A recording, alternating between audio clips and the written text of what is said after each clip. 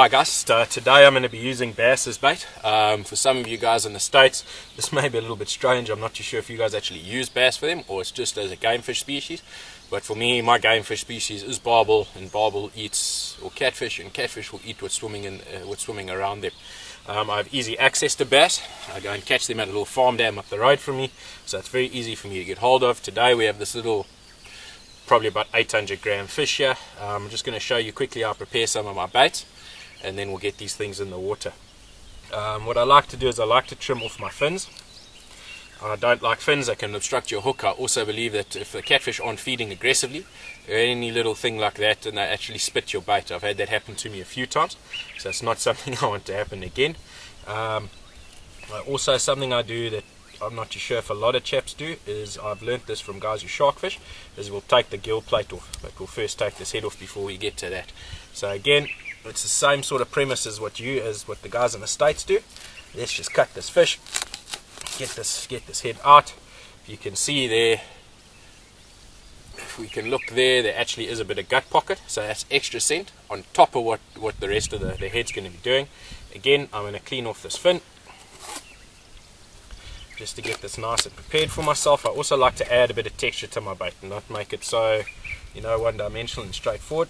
If I look again for this gill plate, I take this gill plate off, and the reason I do that is there's lovely juices in here, and I personally believe, and I know the guys do it with some shark fishing, if you take the gill plate off, you're going to get that scent trail better in the water.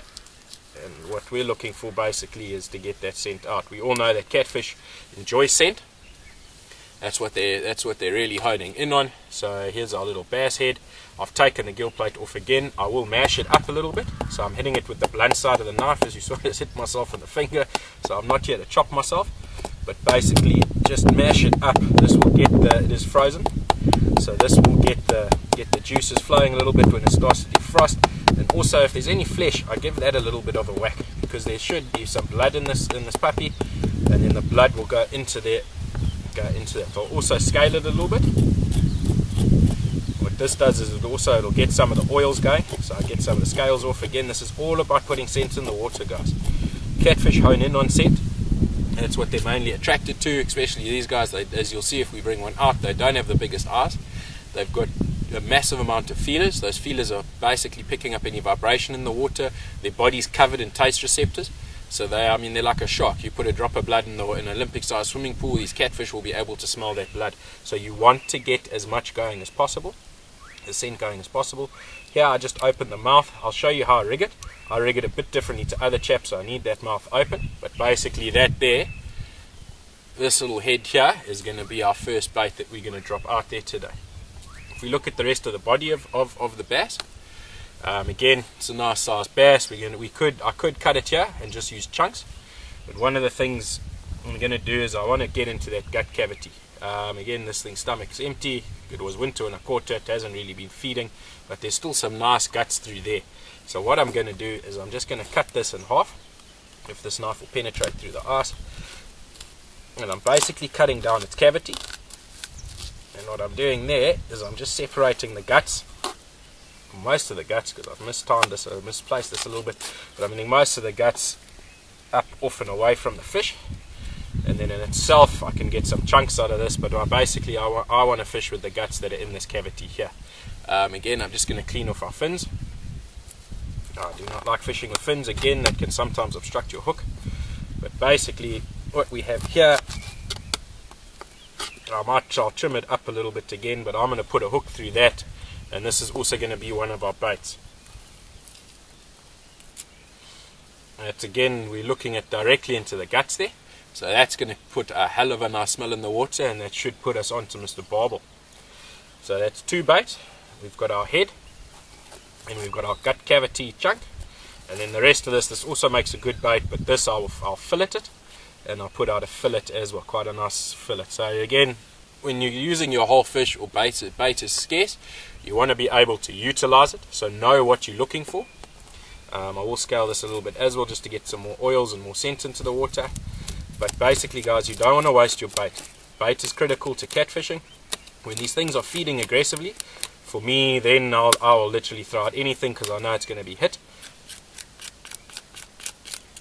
but now it's basically just coming to the end of winter, so in the next month or so they'll start feeding for the spawn.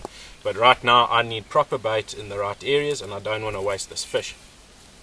If we look at the rest of it, I can chunk it, but I say again, as I said, I'm going to use this side of the fish as a fillet. So I'm just going to run my knife basically just down here through the rib cage.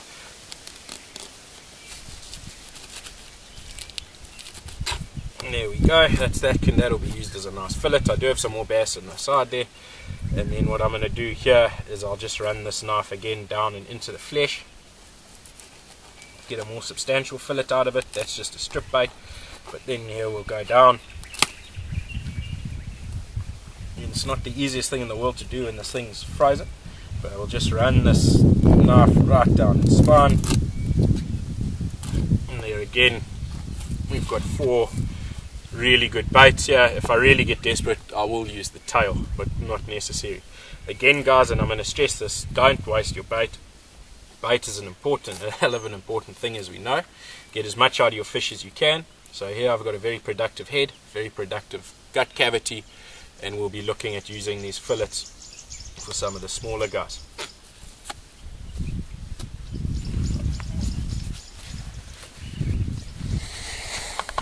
Okay guys, I hope this works well. Basically I just want to show you how we're going to be rigging our baits, where I put my hook placement.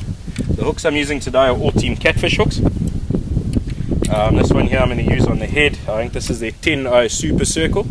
It looks like quite a big hook. You guys from South Africa are going to be looking at this hook and wondering exactly why I'm using such a big hook, and comparatively speaking such a big hook. It's a lovely circle hook, it's offset. I'll do another presentation on why I believe that's important. But basically I'm going to rig this head. Now there's a couple of ways to do it. I could rig it through the nostrils, I could rig it at the back of the head, but that's not what I'm really after today. I hope you can see this properly. That's the head. I'm going to put it in its mouth basically, and I'm going to lip it just through that bone, just through the bone behind the first lip. So you can see the lip comes out, but I mean I'm pulling that quite hard, and that bait isn't going anywhere. So that's our finished product. It almost gives it like a hair rig. But another reason, I can't turn that hook. If I can't turn that hook, the fish or the water's not going to turn that hook,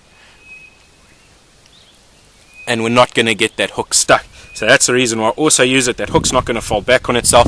Our hook point is going to be proud, and it's going to be available to us the whole time, so we won't get that hook stuck. And if a fish picks that up, oh no, I'm going to catch him. If we go on to our next rod, remember from the bait, I've got a couple of good bait sections here. This is I'm using another Team Catfish hook. This is the double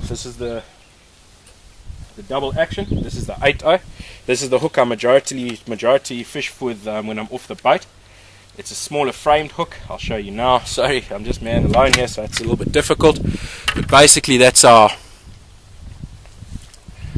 8-0 double action. This is a beautiful hook. This, if you're beginning to catfish, go the double action, because if you're new to circle hooks, this helps a hell of a lot in reducing your missed strikes. I'm gonna put it through our gut cavity. Remember the gut cavity that we hooked up there just a minute ago. Now here I want to make sure that I'm getting it through a nice proud bit of flesh. I want to make sure this hook's not coming out, so I'm actually gonna hook it off to the side and through some of the scales and through some of the skin, and again I'm pulling quite hard. It's not coming off, and again there's our well presented bait. I'll take the scale off. Don't leave scales on your hook points. That is going to lead you to missing fish. But again, if we look here, it's just going up and through. Sorry about the light, but it's just, and that's also going to hold. It can fold. That is something, well, you can see it there, is something I do worry about. But basically if it's sitting on the bottom, we should be able to get our fish out on that. Same premise here. I'm going to use a smaller fillet on this rod.